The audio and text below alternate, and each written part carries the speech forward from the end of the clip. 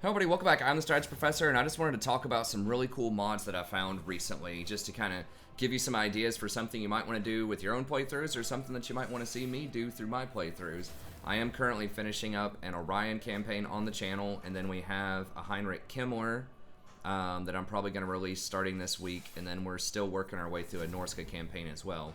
So we still have some stuff that we're going through, but I recently just heard about another mod which releases some of the lost factions. So they've done a pretty good job with some of the major factions that kind of exist in the lore but have not been released yet in the game, and they have some really cool mechanics and other things. So I just wanted to show those really quickly. And I'm also using, or going to show you some of those Mixu legendary lords as well, which are not new factions, but they're new lords for some of the factions that are going on. The Norska Egil Steerborn is one of those Mixu lords. So I've got both of those mods enabled, the Lost Factions and the Mixus. Both of them are also compatible with the SFO mod. I know that Mixus is also compatible with Radius. I don't know about the Missing Factions one, if that's compatible with Radius or not, but they are both compatible with SFO. So I just wanted to go through really quickly some of the favorite ones that I just kind of looked at a little bit that I would have fun going through. So let's see here. I really wish the Amazons look neat, but every time I click on the tech, that was the only one that I was having technical difficulties with, is when I click on the technologies, it always crashed the desktop. So that one's still a work in progress, and there are still some that say work in progress on here. Let's see. So Mixus adds on some extra lords like Feskit, which seems to have his own little bone gathering mechanic, which is pretty cool.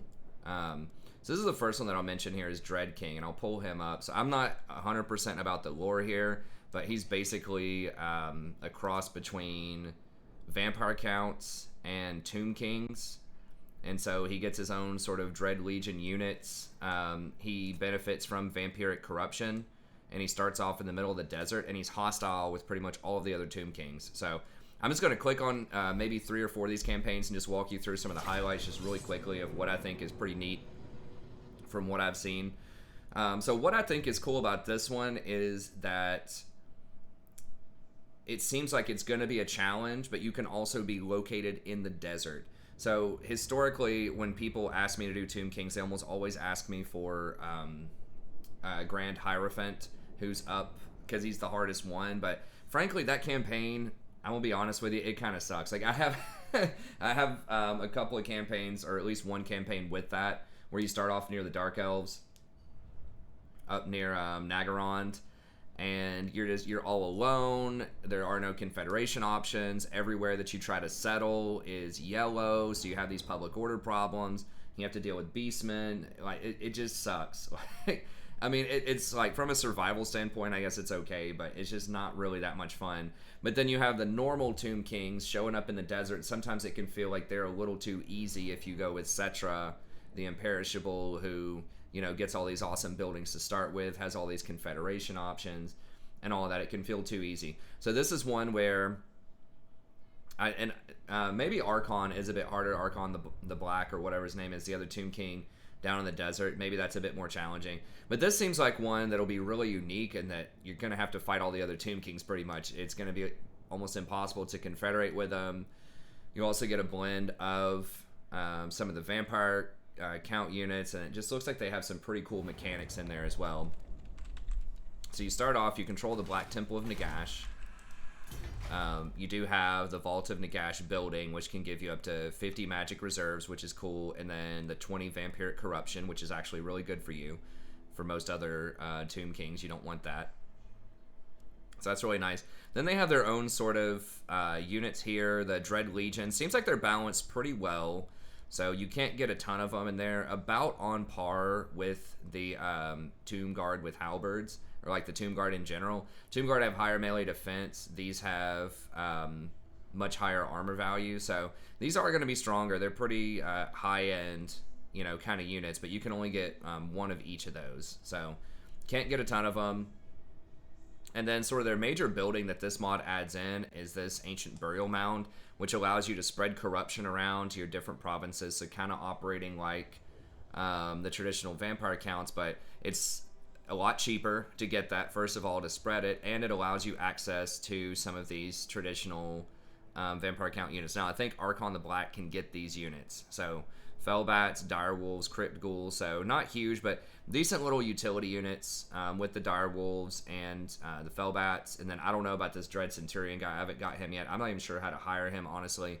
But I think you just hire it, like, there will be a hero tab that shows up when you finish it.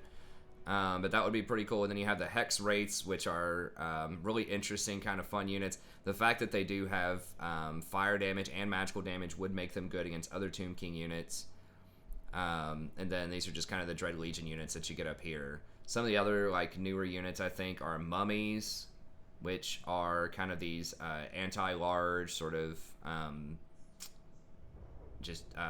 attrition type of units. They do wear down the vigor of other people. They have like pretty decent melee defense. Don't have much armor, but those are kind of fun. And then you have the Dread King's Black Grail Knights. So you have to get up to tier 4 for that, but I assume these are just similar to the Grail Knights you would get with Bretonia, which are pretty cool, that have this Curse of the Black Grail for the regeneration and, you know, all the bonus stuff that you get for that. And then, of course, they still get the Realm of the Souls regeneration and all that kind of stuff. So those are obviously going to be some really big ticket units, but you can only get one of those for one tier 4 building.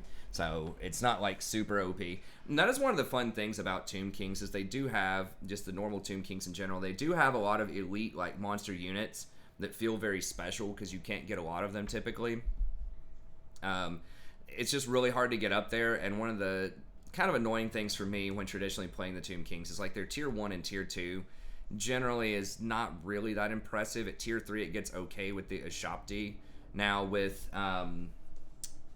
when you play the Grand Hierophant up there, it's really hard to get a lot of places to tier 3 because, you know, everyone hates you and you always have public order problems. But down here you might be able to do that a little bit more often. So I don't know. I think that would be pretty interesting. Add some extra utility. Then you have the Bone Giants. You have this new unit, the Skeletal Giants. Hi, Rory.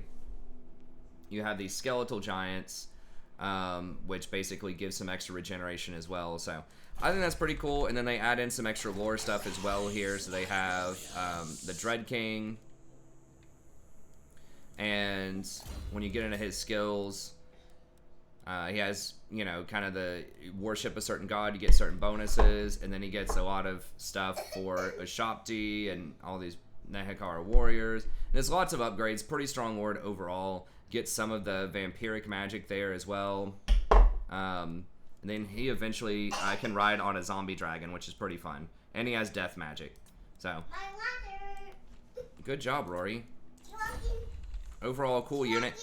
And then I haven't got to play this guy too much, but, and once again, if you know the lore, you'll know a lot more about this dude probably than I will, but Gunther Laurenscheld, I guess, but he's a really unique kind of hero that's cool. He's a necromancer-esque type of hero, so he has vampiric magic, raise dead, all that kind of stuff. So the invocation of Nehek is sweet because then you get regeneration from that and you get the other Tomb King regeneration, just kind of the passive as you kill more and more things in the battle. So it's pretty cool that you can combine those two. And then apparently whenever he dies, you can get this lingering essence where he becomes a wraith unit. Now I'm not sure if he dies permanently. It doesn't say he's immortal. And I don't know, like, when he becomes that Wraith, if you finish the battle when he's the Wraith, if he goes back to his normal form afterward. I would assume he does.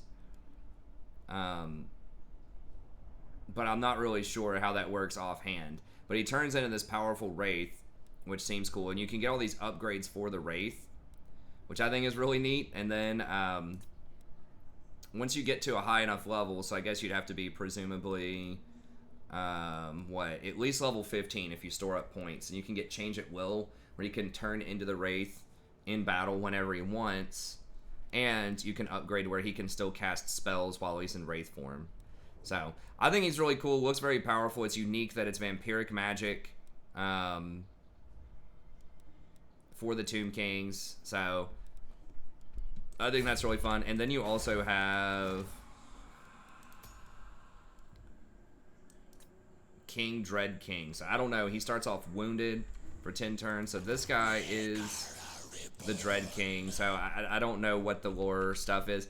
Now, I played like a couple of turns this and tried to attack Henry, and it was actually pretty hard early on. You can go get these books of Nagash too, like you can in the base game also, to get you know, just extra bonuses for different things. So they have all the other Tomb King stuff. They have the Canoptic Jars. They have this books of Nagash. But it puts you on different missions as well. Like, it was telling me to go up here and retake this certain thing, and it said I would get another hero or lord or something for, like, going up and reclaiming Mordheim, I think. So it kind of sends you on these little missions to take out that stuff. And then there are a lot of landmark buildings, too, that are pretty fun. So once again, I never played the Tomb Kings proper in their actual desert environment. No one ever donated for that, and I just thought that Henry looked just kind of too easy. So I think that would be really fun to play through. I think adding in the extra vampiric aspect and the fact that everyone hates you is going to add a lot of extra danger. So I think it'll be pretty fun, but I don't want to spend too long on each one. I just want to give you a little preview of some of the ones that I thought were really cool. So we'll load into another one here. So we'll just go over, like I said, maybe like 3 or 4 of the ones that I think look like the most fun. Although I haven't really, you know, played a ton of turns on a lot of them. But that was one that jumped out to me. The Dread Legion looked pretty cool. Now, sort of related to that I'll bring up that's fun. Now, this was one of the lords from the, this is not a new faction, but one of the new additional lords from Mixu that looked pretty fun was Elspeth from Wiesenland.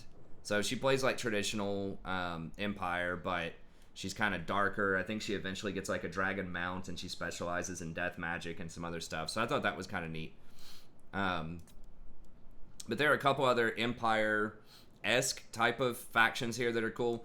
So one is Morgan Bernhardt. So the Grudgebringers, if you ever played, and this was awesome when I saw this, because I played Shadow of the Horned Rat, and that's what initially got me into Warhammer back in the day. I never played Dark Omen, unfortunately. I'm sure it's probably a really fun game too.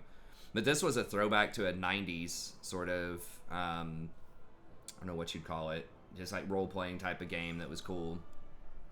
So this is a throwback to that, and it has a Horde playstyle for Empire, which I thought was pretty sweet. So it's kind of a cross between a Horde and, if you remember, Marcus Wolfheart, where you get these reinforcements, these special reinforcements for like heavy aggression. You get that as well whenever you play this. A wide selection of rare and powerful legendary mercenaries. So you get access to like all kinds of unique units, but you can't get them all the time. You have to complete certain missions to get them.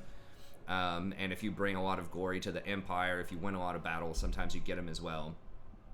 So you can't declare war on Empire states, Bretonnia, or Dwarf realms. You have to just basically fight the bad guys. But it says roving camp, which grows with your reputations. I didn't see anything that's like a reputation counter, so I'm not sure how that gets calculated. But you do get plus 35% upkeep for all units, so your units are pretty expensive. And then you get minus 20% casualty replenishment. So you really have to win battles with low numbers before you're able to hire fresh mercenaries and get fresh reinforcements and things like that. You can't just heal up after every battle. So you have elite units, but you have to kind of take care of them because you're not going to get a ton of replenishment most of the time. So you do get extra movement, and then your army gets extra melee attack and defense. So pretty much you have a whole bunch of like fairly elite units that you have to micro well and control well, because you're pretty much always going to be outnumbered, and if you take too many casualties, then it can be tricky to get back into the game because you don't have the replenishment. So if you've never played Shadow of the Horned Rat, I don't even know how you can get it these days. I've heard that like GOG might have it and some other places might have it, but it's notoriously pretty tricky to track down, or it used to be, to play it.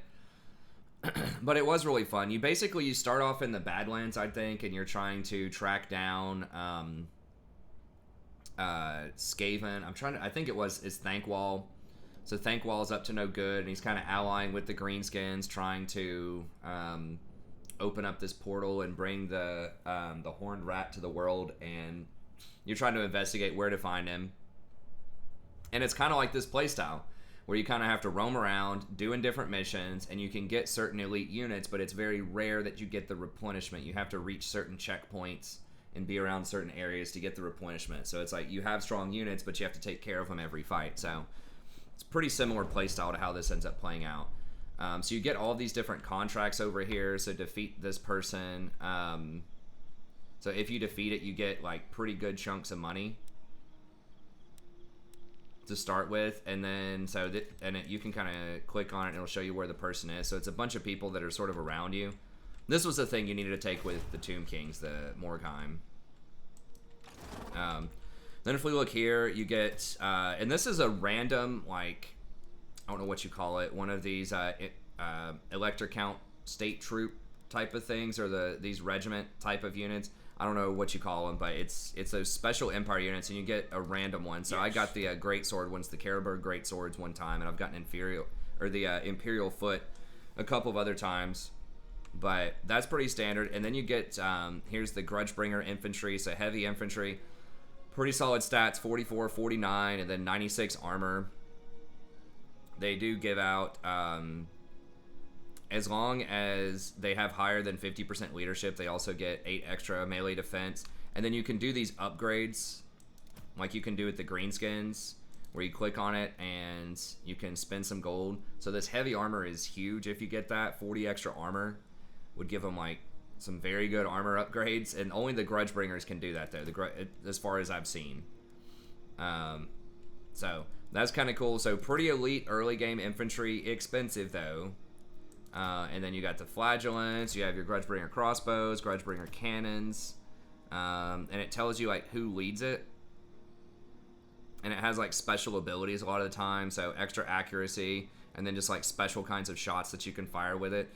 And it's pretty interesting that Commander Bernhardt here, this is your lord, but it's also like a collection of units and not a single entity unit, just like it is in the games. So there's actually 20 cavalry here. So this is very strong cavalry early on. So your lord actually doesn't die unless the entire cavalry brigade dies. So that's kind of a unique and interesting thing sort of in this universe. So 120 weapon damage for each one, and then 51, 59, 96 armor.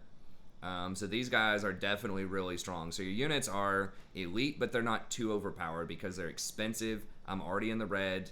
You can't really afford many of them to start off with. You have to win a lot of these missions to get money. And eventually you will get quests for troops. So for instance, if I walk up here and end the turn at Morgheim, then they'll tell me if I take this back, then I'll get these dwarfs, for example, this special dwarf regiment of renown that I can purchase. So I remember doing that one. Then I tried to go over here and take out the savage orcs and got kind of busted up in my initial playthrough. So it is very tricky. It is horde-like. So you have very limited things you can buy. You can get some halfling rangers, some ogres, and then just some really basic troops like huntsmen, you know, free company militia, some pistoliers, swordsmen, some basic stuff. You get some wizards, some heroes, but most of your stuff you just have to get through these missions. And whenever you take over a town, then you have the option. I guess you can occupy it. I didn't choose to do that, but the Empire will actually pay you money to give it to the Empire. And then it says that they will offer you more of these elector count state troops or whatever, or regiments of renown. But from what I saw, like, they usually just gave me gold early on in the game, like 400, and they didn't give me any extra troops. So got to be aware of that.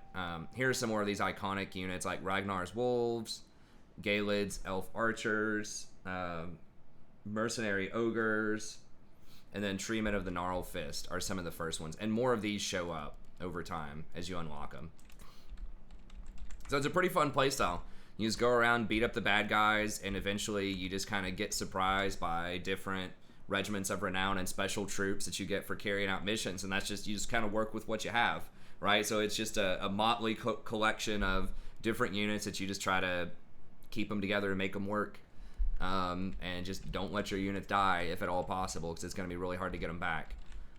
So I think that's a pretty cool playstyle. It's a lot of fun. It's Empire except Horde, with a lot of elite and special units. So I think that looks like a really fun one. And you noticed that there were some halfling archers there. That's another one that looks really fun. There's actually a halfling Empire-esque faction as well, which looks really cool. So I am Tyrion, heir of Anarion. Let me pull this up. So you have access to the kitchen. Now, I haven't played around with that much, but that's probably very similar to Grand the Paunch, in his kitchen, but it has different recipes and different ingredients. We'll go ahead and load in here. But yeah, you have minus 30% for melee halfling, leadership, and then money from industry. You lose. You have a diplomatic penalty with a Verland. You're immune to chaos corruption. Get extra from trade, and you have, it's kind of like whimsical sort of fun units. A lot of your stuff, so you have like these like rooster riders, you got some ogres, you got some master cooks, so it's kind of fun that it's a somewhat kind of like just silly sort of faction, but they've actually got some pretty decent stats and some pretty interesting mechanics. You have to, it's kind of the theory with Grom, right? Grom the Paunch, where a lot of your units you want to get really aren't that good on their own, right? It's just a bunch of goblins, but you have a whole bunch of different ways you can buff them up through the food and through your technologies and through your skill set. And it's kind of the same way with the halflings. Like, they're pretty terrible on paper. They're better than goblins, but they're not that great on paper compared to some of the other similar tiered units out there. But I imagine when you start combining them with the food recipes and when you start getting some synergy with different things, then it can work. Now, I haven't really tried them out too much, but it's said that you can also gift stuff over to the Empire in exchange for units as well. So it might have the same kind of deal as Bernhardt. Now, they are not Horde, though. They do have to have buildings. So you will have a little bit of tension there between whether you want to actually settle the area or whether you want to gift it over to Empire.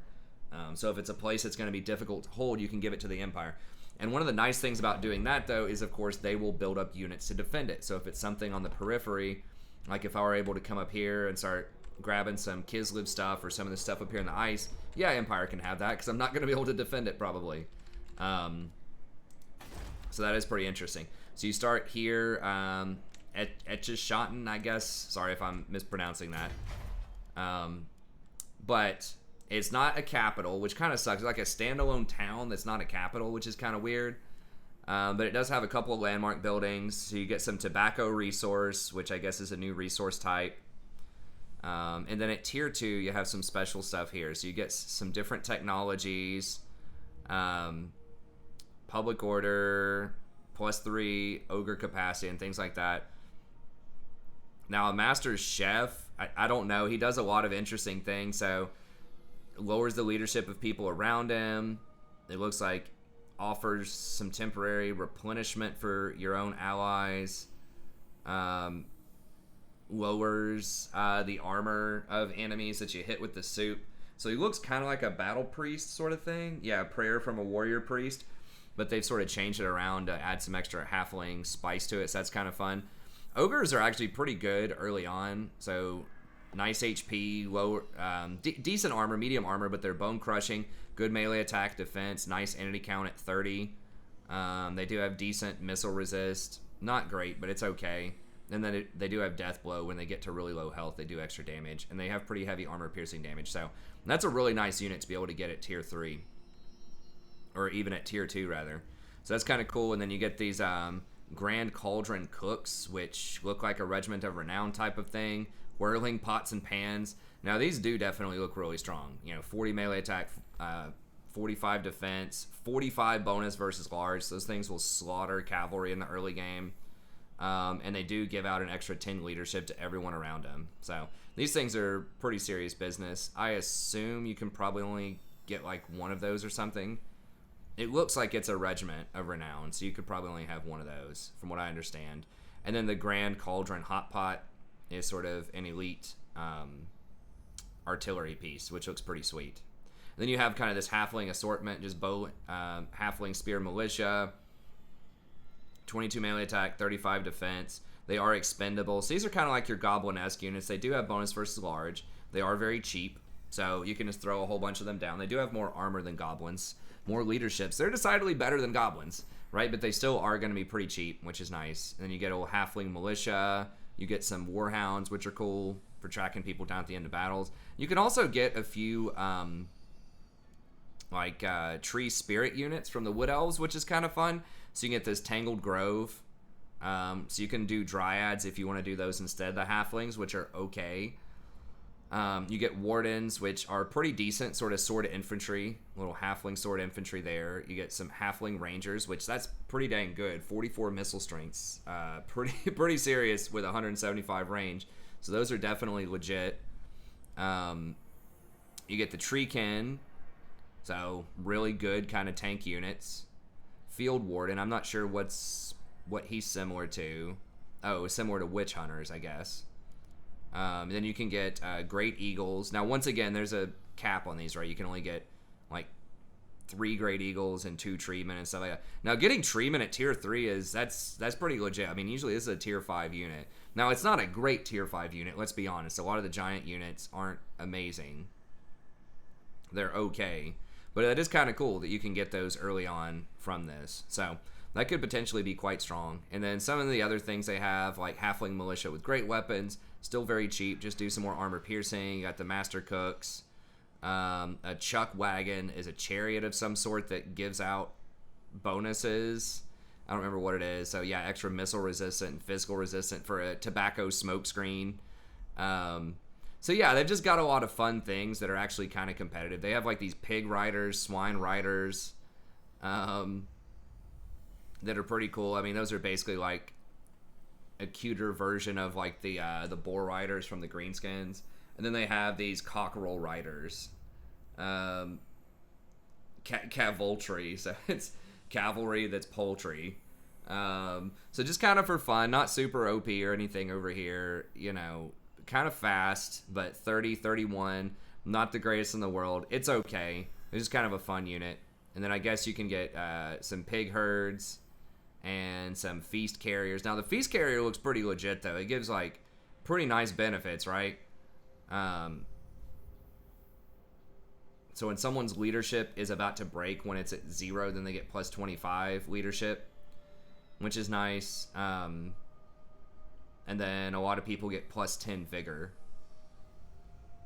And then everybody gets plus 5 melee attack and melee defense. So this is very similar to like the undead. They're very slow, but like the little undead thing that like buffs people up. And then they have like hatchling dragons. So I don't think they have full-on dragons. They might be able to get those in the capital, if you can get a capital building. But just kind of like cheaper dragons that are pretty cool. Little hatchlings. Then we did most of these. Yeah, these are just available in different places. So pretty fun. Now this stuff is only going to be available in this one place, right? The Tree Grove, I think, is only this one place from what I understand. So pretty good overall. Kind of some standard Empire stuff going on here. Now as far as their technology goes, it's very similar. Oh, here we go. So the kitchen soup and that kind of technology is over here. So upkeep reduction, not like super awesome, but some decent stuff over here. Colonial Fort, Seaborne Logistics are over there.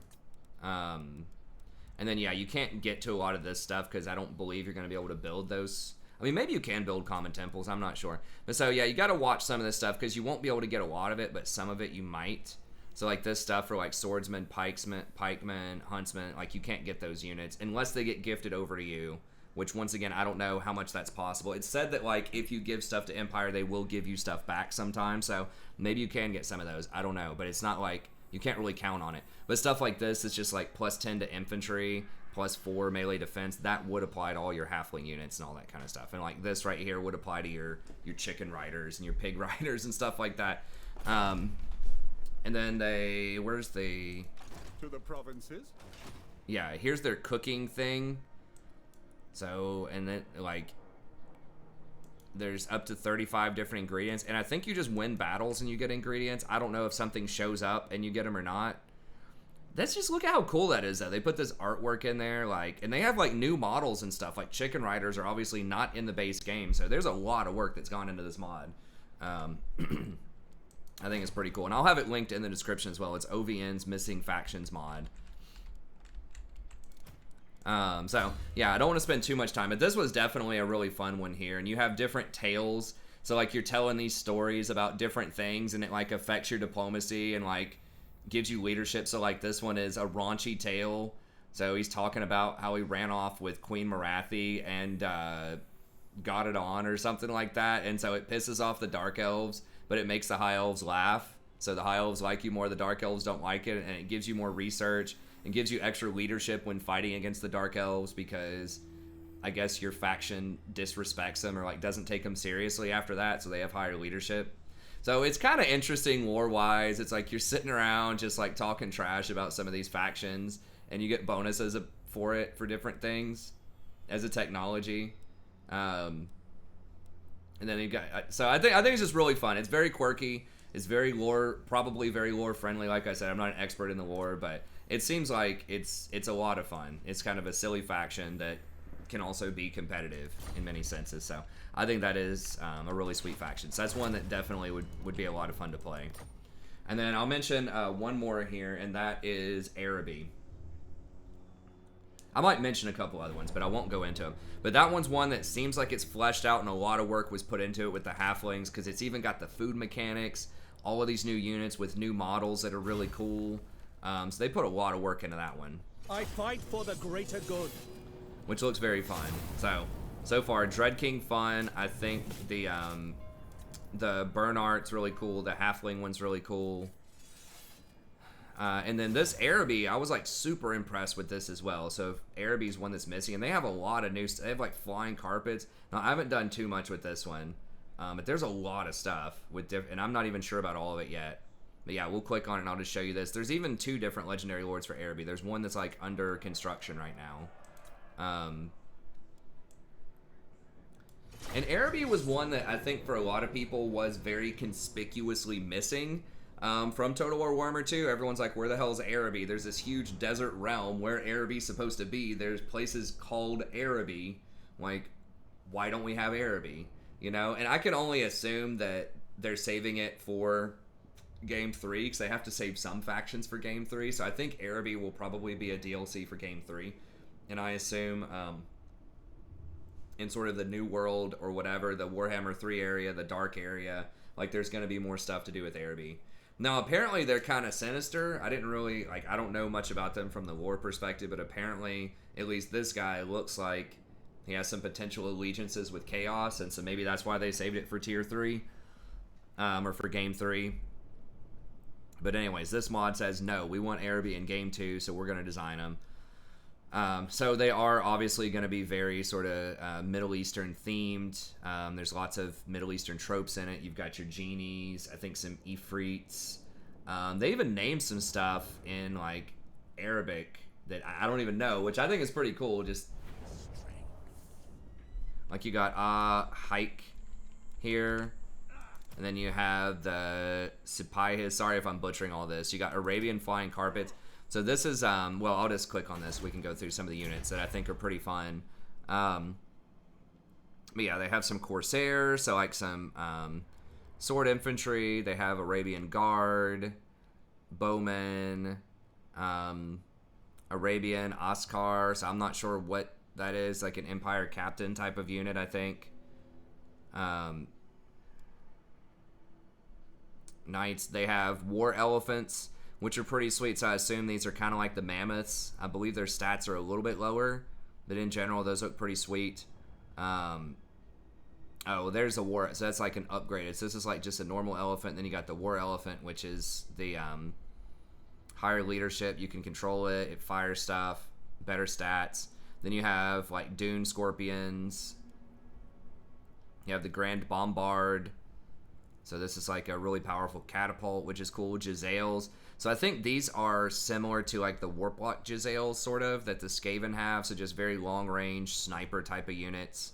And you can even get these, I think, on mounts. Yeah, Camel Rider Jezzails. So it's like Skirmisher Cav that can fire like 200 range away. So that's pretty awesome that they can reposition so easily. The Manga Geek, I don't know how to pronounce that, but that's a pretty hard-hitting artillery, 4 of them that do 500 damage each. So that's pretty huge. This does even more with the Grand Bombard. So it looks like they have actually like quite good artillery options. And then the Arada, which is also pretty high damage at 444. So pretty baller looking cavalry there. Then they have Camel Lancers. So they have like some horse riders, but they also have camel riders. which are pretty cool, and they are like anti-large, good against other horses, which is pretty cool. And then what else they have? Some missile infantry, some nomads, jaguar champions. So those are just some sword infantry, I think. Tereg riders, Arabian ogres. So pretty hard hitting, kind of like the ogres we saw with the halflings, but it looks like they're a little bit stronger. Southland warriors, elite swordsmen, savage giants. I don't know too much about it, but it looks like a pretty decent as far as like giants go. Pretty similar to a lot of the other ones, honestly, but kind of cool. And this is where it starts to get into some like unique units that I think are sort of fun.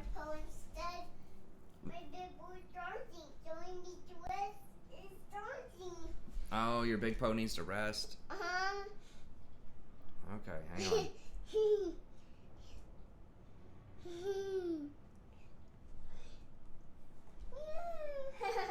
Okay, sorry, let me give this to her real quick. Wow, look at all the flicks. Yeah, Daddy got some new lights, didn't he? So it doesn't look like a hostage video. People were saying like my new setup looked like a hostage video because I don't have the books in the background. So we moved to our new house. It sounds right to me. It was just kind of like not super right bright. to me. Does it look good, Rory? Mm-hmm. Okay, what do you want to watch? You want Paw Patrol? No. What do you want? Peppa Pig. Peppa Pig. Okay. Peppa Pig. Okay, can you go watch it downstairs with Mommy? Yeah. Okay. No. There you go. You say thank you? Thank you. You're welcome. Okay. Yeah, so this has no armor, so it's like an ethereal unit. It's not that great at fighting, but you get a lot of free spells. So you get a free chain lightning spell, and then you get 3 free sandstorm like vortex spells. So very heavy on the magic, good sort of utility support type of unit. And then you have this Khmer Al-Nar, which seems pretty sweet. Now I think it the kind of the thumbnail for it looks sweet. I'm pretty sure it's similar to like a Manticore, but that looks kind of cool. And then like pit fighters, which kind of look like chaos champions. These chakra slave guys, Hashashin. I'm not sure exactly what that's supposed to be like. This is a new hero because like the description here is different, so I don't know exactly. Slave income. So anyways, a good assortment of all sorts of different types of units. So that in and of itself is pretty cool. But then there are also, when I look at some of these technologies and things like that, so you do have slave trading. So kind of the Dark Elf slave mechanic. But then when you look at some of these techs, it kind of has me asking some questions, right? So like if you can kind of choose to go for kind of this good guy path, I guess. This sacred oath of loyalty, abrogation of slavery. So you try to get rid of slavery and it gives you extra public order and leadership, but you lose a ton of money off of it. You get a golden age and all that stuff. Or you can kind of go to the dark side over here. So you can cause more corruption, but you have ways to mitigate that so you don't take as much corruption. So forbidden tomes, you get replenishment. And then the stuff that gets really interesting, it says right here, +5 for Chaos Spawn units, +5 melee attack for Chaos Spawn, and then +6 for Chaos Warriors, Aspiring Champions, and Chaos Knights. So does that mean there's some way to hire this? I don't know. I haven't played through the campaign. But I would only assume that there could be if you do this somehow. Now this says +40 diplomacy with Chaos. You have to get a Portal of Twilight building, which I can't hire right now. So I assume there's going to be some kind of quest chain that wants me to go somewhere to do something. And then eventually I might be able to like open a portal for Chaos to come into the world or something, and then I could hire them. So this also gives me some bonuses. It says Hero Recruit Rank +6 for Necromancers. So the Crypt of Abdul Ben Rashid. So would this allow me to hire like Chaos or like Necromancers, Vampire Necromancers, and this gives me bonuses for like recruitment for Chaos Warrior and Aspiring Champions. So can I eventually get Chaos units or Vampire units? I think that would be really sweet, and I want to know, like, So Mirror of Nightmares, once again, gives bonuses for chaos stuff. So I assume you can make a choice in some kind of quest line and eventually get access to chaos units. So I think that looks really sweet. So you can kind of go good or you can go bad. And that's something I've been saying they should do for a long time that would be really fun, is if you get these like cross-faction blends of units that are also kind of lore-friendly. So, you know, you have like Bernhardt, like we said, can pick up all these different kinds of units. He can get some elves, he can get some dwarves. But it makes sense because he's like a mercenary band, you know, going around getting hired out to do stuff. He pretty much is himself, you know, a mercenary, right, or a regiment of renown. So I think that's pretty cool. And then like blending the halflings kind of makes sense, you know, some allies with the tree spirit units because they, you know, they spend a lot of time in nature and stuff like that. So I think a lot of this blending makes sense, and I think that it's really cool and it's really fun. So that's pretty interesting. So you have the slave mechanic in here. You have some interesting quests with text, presumably. They give you this grand bazaar thing. So this is something like what the Tomb Kings have, where you can, you know, buy special stuff for money. I don't think that, yeah, and you get certain trade resources. So that's pretty fun. They have a whole host of different types of units that are cool, from like good artillery, good ranged and sniping units. You have like good sort of flying gyrocopter type of units with the Arabian flying carpets. You have some pretty interesting like big monsters that you can get. Sultan Jafar himself here, you know, has some interesting things. So the Black Book of Nagazar causes damage to the self, but does something, presumably. Recharges winds of magic. I don't know exactly what that does.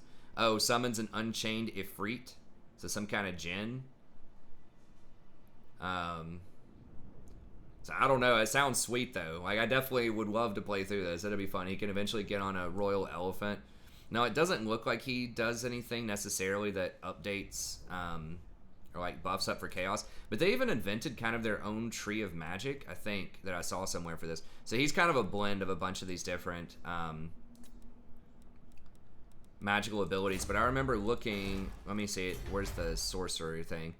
So this is cool because it's just like straight up like all Arabic stuff here. A lot of, you got dervishers and things like that. But then like some of these names, like the Sahir al-Nar, Sahir al-Sahra. So this is like War of Life, War of Magic, War of all this stuff, but I assume like translated into Arabic, so that's pretty fun. But yeah, look at this. I'm pretty sure this is its own magic that they invented just for this mod, right? So it has Mirage, which creates an illusionary unit of spearmen. It has Sunstrike, which is like a magical missiles. Sandstorm is borrowed, obviously, from the Tomb King's magic.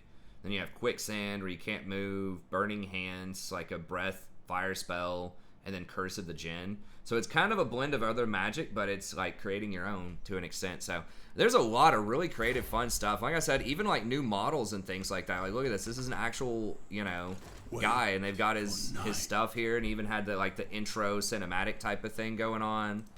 And then they've got models for the flying carpet, which obviously don't exist in the base game. So there's so much work, so much care. It looks like they have special landmark buildings as well in different places. So I think this looks really sweet. So yeah, hats off. I mean, it looks so good from what I've seen so far. The only thing that I've seen that's like kind of iffy about this mod was with the Amazons that I guess they're still trying to work on, which the units looked cool. It was like a blend of like these sort of berserker, a lot of times berserker women type of units, almost like the witches for the dark elves, but then you also, they're like friends with the dinosaurs, and they have all these like wizardman type of units. It looks really cool. It just crashed whenever you tried to click on the tech, but that's the only thing I've seen with that one faction that's kind of like not working that well. And we're pretty much out of time. I don't want to spend too much time on this, but those were kind of the coolest ones. So I think that, you know, Araby, Dread King, Halflings, and Grudgebringers all look like they'd be pretty awesome and very unique in their own sort of special ways. And I'd say if there were a couple others, they did try to bring in, I'm not going to click and go through these, but just talk about them because I haven't looked at them myself very much yet. But they do have another vampire count kind of thing. So I'm not sure what's like super unique about. There's like a couple of units that are like a little more unique. It looks like they end up starting where some dwarves do in the Southern Grey Mountains. If you decide to go that route. They do have like an all-troll faction where you go around and just kill stuff, and there are all these different kinds of trolls, and you have to eat every now and then or the trolls start getting mad, so that's kind of interesting if you like trolls a lot. This one's kind of cool where it's Albion, like pre-corruption, I guess, sort of Albion, so not Norska, it's just like the natural inhabitants of Albion, so it has kind of this, I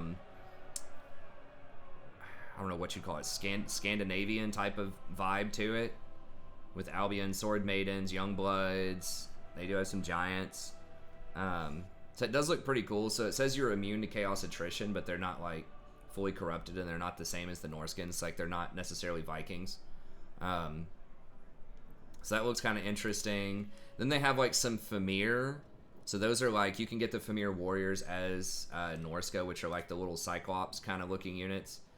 So they actually looked like they had a pretty good assortment of cool units. Like I flipped through one of the Famir units. I don't remember if it was that one. I think it was this one. So it looks kind of like that guy there in the mist.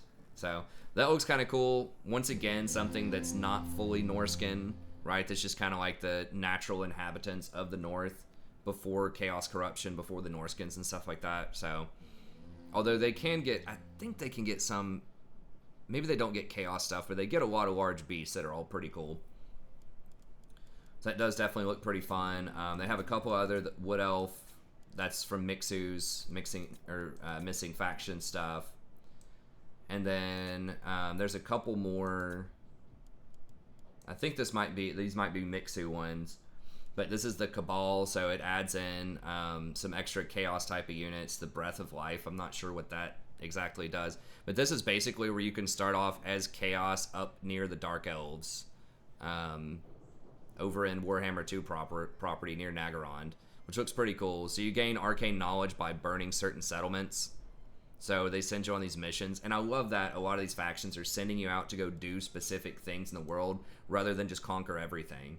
Like actual achievable tasks that are usually somewhat challenging, and you get certain bonuses and you unlock more of the story to keep going around getting more of it. So I think that's pretty cool. That's an interesting kind of rainbow death horse that he has there. And then this guy, I think, is the same kind of faction as well. So that'd be pretty fun if people want to see, chaos again, starting in a fresh location instead of, starting off in the same spot every single time with the other chaos, starting off in the new world a little bit, having some new objectives, fighting some different kinds of enemies rather than just Empire all the time. You start off fighting some Dark Elves and working your way from there. So that could be pretty fun as well. Especially with SFO and the way they reworked it, that made Chaos a lot more interesting. I think that's the most watched campaign on my channel, was the SFO rework to Chaos. So that was pretty fun. And then there's another one here, the Rotblood tribe, but I'm not sure.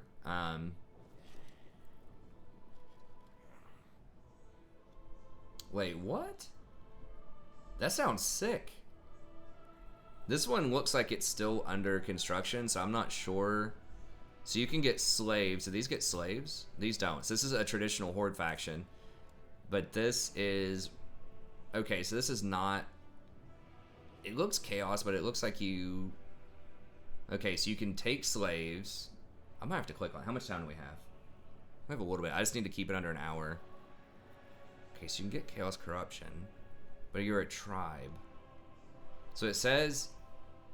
access to the Skitter Gate, which allows your lord to teleport across the world when the Skaven have found enough warp fuel. Now that's something I've said they definitely need to bring into the third game, like some kind of fast travel, because it just takes so long to go to certain places across the world, and you just end up fighting the same people all the time. So I don't know if that would be like you get access to a major port, something like Marienburg, and then you can fast travel over to Lothern or some other major port around the world, or if there are these like teleportation gates or something like that. I'm not really sure what that would be, but something needs to allow you to move faster, especially in Warhammer 3 where the map's going to be even bigger. Okay, I'm going to click on this. It says it's a work in progress. I don't know, we might end up getting glitched out or something, but that sounds pretty sweet. So I'm not sure what this is. I haven't clicked on it, but they caught my attention. Anytime you hear Skaven, my ears perk up a bit, because that's like my favorite faction of the traditional factions. Although I'm going to tell you, some of these new ones look really sweet though too. I would really like it a lot. Because The kind of stuff, like the stuff that I think makes for a really fun campaign are aggressive campaign. Like you can attack a lot of stuff early. You're not pinned in, you know, trying to fight rebellions the whole time because you can't control your public order, or people are constantly backdooring you or garbage like that. I think that's just not as much fun. I like to go out, get aggressive, and just start powering my way through stuff. Having diverse units and like real choices, like do I want to get this unit or do I want to get this unit? So having like real choices, not being forced into getting the same playstyle every time. Having unique sort of objectives on the map, like I mentioned before, that you want, whether it's because there's a cool like landmark building that you want to acquire, or it's for some kind of quest. Just something fun that you're working towards. It's not just conquer everything. Okay, so you start off up here. Looks like you're Chaos-esque. Is it gonna crash? Okay, doesn't crash the desktop, so that's good. Okay, so it looks like you're Norska-esque, where you can go monster hunting. It looks like a lot of extra monster hunts too. Now, one thing with the Norscan campaign that we're doing right now is you can't go hunt monsters. I don't think. Maybe I can hunt those monsters they mentioned, because there were only 3. So maybe I'll try that out of the Norska campaign. But that was the thing, is like you can't confederate with any other Norskans, and some of the technologies were very limited. Okay, so that's like for Marauder stuff. But I have Chaos units, so when you get that kind of blend, it can get a little weird sometimes. Okay, hold up. Now this is interesting. So you can get some Skaven units, get some Rat Ogres, and then Clan Rats and Slaves. You can get some Chaos units a little bit early. Chaos Knights and Dragon Ogres are usually tier 4, or tier 5 rather. So you can get a lot of stuff at tier 4 in theory. Chosen, Hell Cannon, okay. Manticore. I don't know what a Blight Stormer is. Spellcaster, no armor, like a Berserker kind of unit. I don't see any spells. It said this is kind of a work in progress, so I'm not really sure, because I don't see any spells there. But I do like the idea of blending Skaven, because like when Chaos spawns, sometimes Skaven come with them. Like there are Skaven stacks that do go with the Chaos stack. So I think having a faction, looks like they have some Norscan stuff here too. The Javelin Throwers, Chaos Trolls. Okay, so mostly Chaos with just a sprinkle of some Norscan things and a sprinkle of Skaven things. Okay. They will be dominated. Okay, so he doesn't have any traits or anything yet. Just standard Chaos stuff. It looks like Chaos Dragon, Hearts of Iron. Okay, so no specialty type of skills here.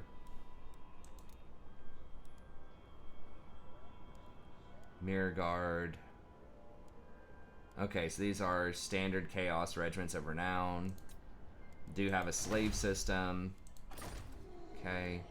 I don't know about that Warp Gate system or how that works. It doesn't look like that, because it said you need Warp Fuel first in order to get that, but I don't see anything as far as like the Warp Fuel goes. So, looks like it has a lot of potential to be really cool, but yeah, it's a work in progress, so they're tinkering with it. So, could be very interesting in the future. What is this? Am I pledged to Nurgle? Champion of Nurgle. Okay. And then, okay, so it's Norscan Tech instead of Chaos Tech. Yes, my ruinous power. Yeah, I don't see that much else. So I think it has the potential to be really cool, although perhaps not as fleshed out, not as cool as some of the other factions that we've mentioned yet. But yeah, that does look pretty neat too, like the, some of these old school, like, northern factions, like, fleshing those out, so it's not all Norska, all Chaos. They're kind of finding some more nuance and finding some more interesting blends up there. So yeah, my top 5, I think, right now, that look really cool would be Araby, Halflings, the Bernard, the Grudgebringers, the Dread King, the New Tomb Kings. I guess that's like my top 4. I'm trying to remember other ones. But yeah, those are probably the top 4. And then I think that something like the Famir or the Albion could be pretty interesting. Or if they fix the Amazons, those could be interesting too. But yeah, those are kind of my top 4 that I got really excited about to kind of tinker with and look through. But anyways, let me know what you think. What do you think about these new factions? If you'd like to sponsor a campaign, it's just $3 an episode, minimum 10 episodes. So you want to see me play through some of this, kind of figure out what's going on in some of those quests, give you my commentary on it. I think that would be a lot of fun. I haven't seen many other content creators, at least not kind of the big ones that I look at from time to time, going through stuff like this. So I think that would be really fun to explore, especially if you're into the lore. You can help me out. I don't know a lot about it, but I think it'd be really fun to explore a bit more. But anyways, let me know what you think in the chat. Check out some of the upcoming campaigns, and if you want to sponsor one, just email me, let me know, and otherwise I'll see you by next time.